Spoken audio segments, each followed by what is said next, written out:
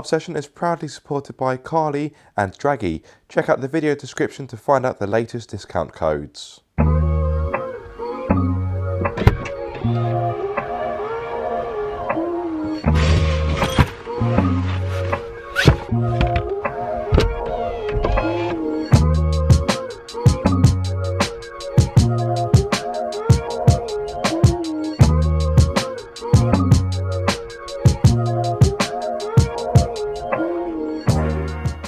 Hello guys, and welcome back to Car Obsession.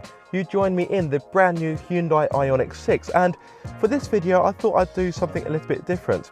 I'll be honest with you, the way how I film my reviews is starting to bore me a little bit, and I wanted to shake things up, and I'm sure you guys want to see something a little bit different as well.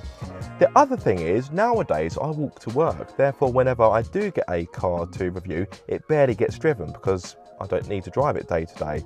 And it makes it difficult to give you a full-blown analysis of a car that I've barely driven. In fact, today is Friday, I got this car on Monday, and this will be only the second time I've driven it.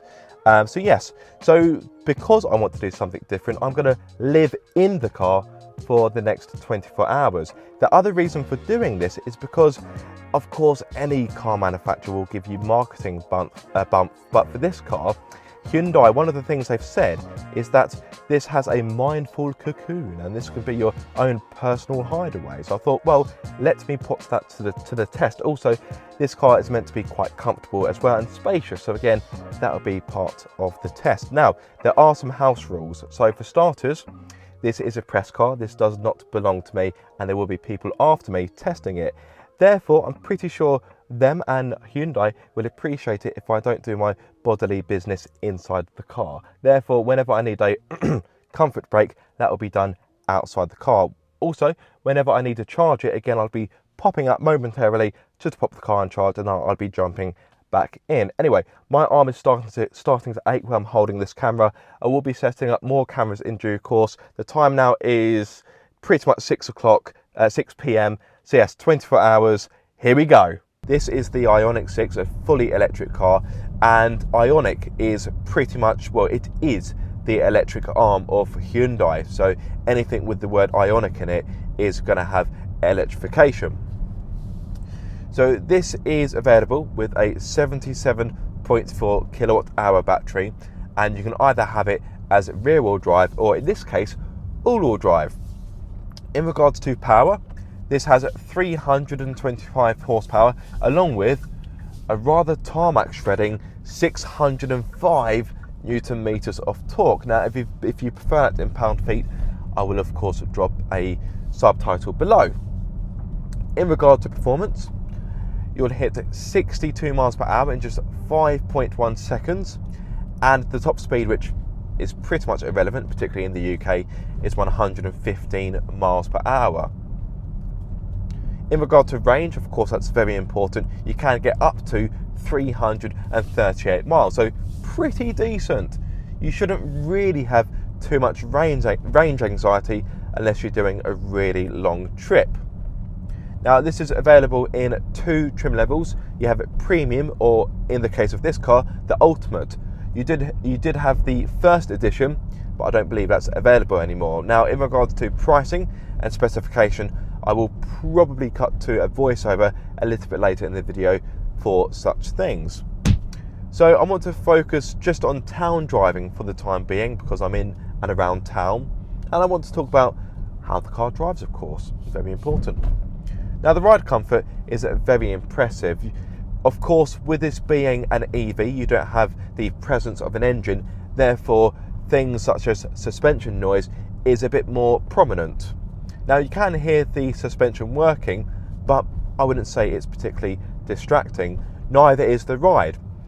I have found the lower speed ride to be a little bit firm, but it's really well composed, and it does a really nice job. The chassis does a really nice job of cosseting you. Is that even the right word? But it protects you from the lumps and bumps of UK roads, of which there are many.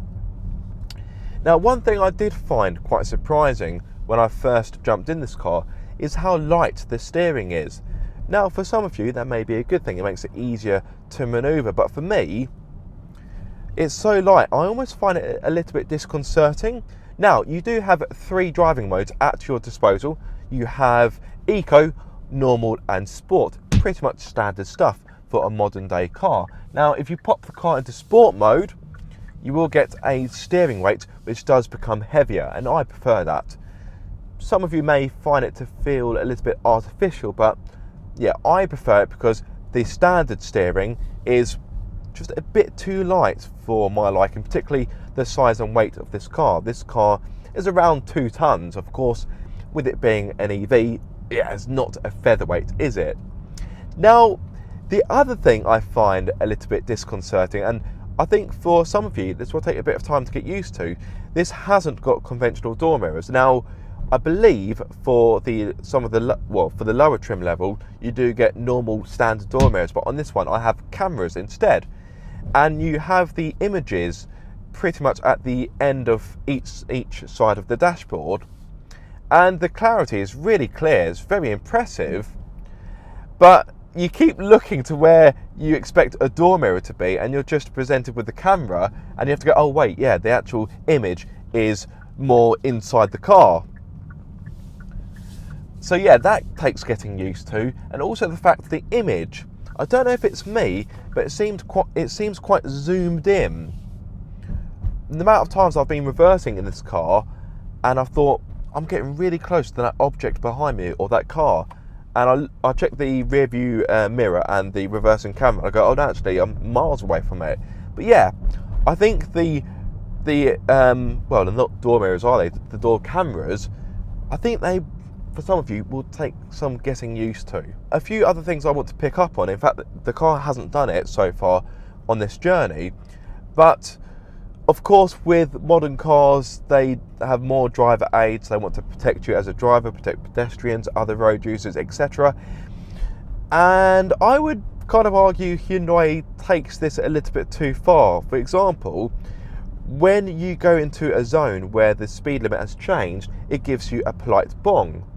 Some of you may think that's a good thing. For me, I would argue it's kind of needless. I think if you're a good driver, you should be aware of your surroundings, and you should be aware when the speed limit is changing. That's not to say that some drivers don't need that extra assistance, particularly if you're driving in a place you're not familiar with. I get that. You also get a bong, well, a series of bongs when you go over the speed limit. Again, for some drivers it may be handy, but it's just a bit annoying, because when you're driving along, you're trying to listen to your favourite song, or you're trying to sing it badly in my case, you're interrupted by constant bongs. And at first I thought, what are these noises? And it took me a moment or two to work, right, so it's making that noise when the speed limit changes, and that means I've strayed over the speed limit. I'm not saying driver aids aren't a good thing, but in moderation. After a short drive, it was time to return home for a very important delivery. That's me. Hello. Yeah, there you go. Thank you very much. I mean, essential really. A travel kettle means I can have a brew. With my in-car refreshments sorted, I made my way to some fine dining. Yeah, can I have the McCrispy deluxe meal, please, with no mayo? I have to say the clarity on this on these cameras is very impressive. In fact, now that GoPro's died, I will show you. That very clear indeed. Right, I need to move forward because the car in front of me is moving forward. But yeah, quite impressed by the clarity. You can muck about with the, look at that, whoa, hey, full 360. I like it. Hello mate. Are you paid by card? I am, yeah. £9.9 Super, thank you. Thank you. Random question. Yep. What make of car do you think this is? What type? What make of car do you think this is? You can't look at, you know what? You can't look at the badges. That's cheating. I can still see you looking. I wouldn't be able to tell you. How would you think this is a Hyundai? Okay. And how much do you think it's worth? 70. Interesting. I'm doing a YouTube video. I want to get your thoughts. Okay. I think Hyundai would be quite pleased that you think it's worth 70 grand. How much is it? About 55? So you're not far off. Bon appetit.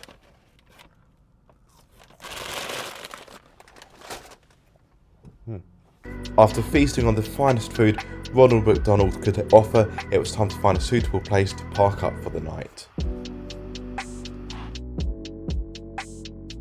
So, time now is 19 minutes past 9.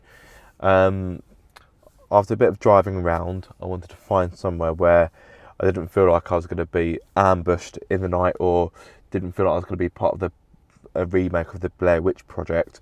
I think I've found a pretty good spot here. This, I think, is the Goodwood Golf Club.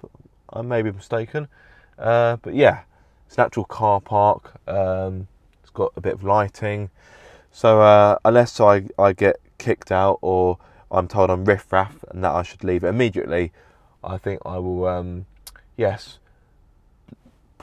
plop myself here for the evening. I mean, this will be the second weekend in a row that I've slept in a car. The first one's a bit of a long story. No, Mrs. Car Obsession didn't kick me out. To try and cut a long story short, I arrived too late to check into a hotel. I think that's the most simplest way of putting it. But yes, I'm going to make myself comfortable and I'll hopefully get a decent bit of shut-eye. When it comes to comfort, the Ioniq 6 has an ace up its sleeve. If you go for the ultimate version, you get, watch this.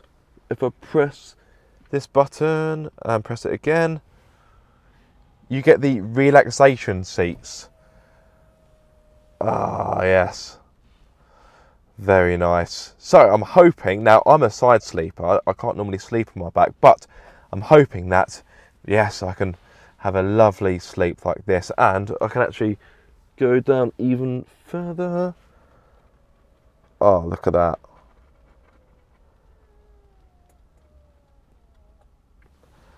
Look at that, full lounge mode. Ah, lovely. Yes, I could get used to this. I could get used to this indeed. Lovely. With my mobile hotel room parked for the night, the only thing left to do, well, apart from window shop and auto trader, was to get some shut-eye.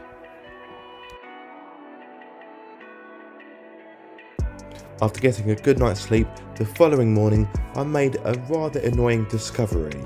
Oh, for sake. Bloody electric charging points here. I didn't know that.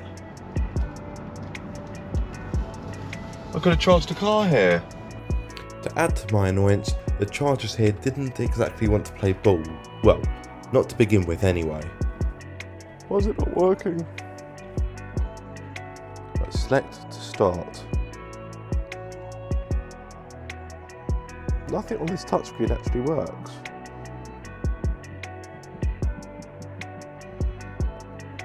What's big red and is labelled try me? Not this button. Brilliant. How can I help this morning? So I'm trying to use one of your 50 kilowatt BP pulse machines. In fact, there's two of them here, and both touchscreens are non-responsive. Oh, you're trying to use the 150 kilowatt chargers, but the touchscreen not responsive, yeah? Yeah. So you've got two options. It says guest or member, both of which you press and nothing happens on both charging stations. Okay, the screen are frozen then. Alright, I'm able to reboot unit for you then, so it's gonna reset that for you. Is that okay? Yep. Bye for now. Alright, okay. Well, so I don't know how much of that you heard, but essentially they've had to remotely reboot both chargers. I mean, nope. I was going to be negative. I mean, well, it's not even being negative. All I was going to say was, how often do you go to a petrol station and you have to wait for the petrol pumps to be reset? So, I mean, right. Anyway. Now, seeing as that's going to take about 5 minutes, I've got the perfect thing to kill time.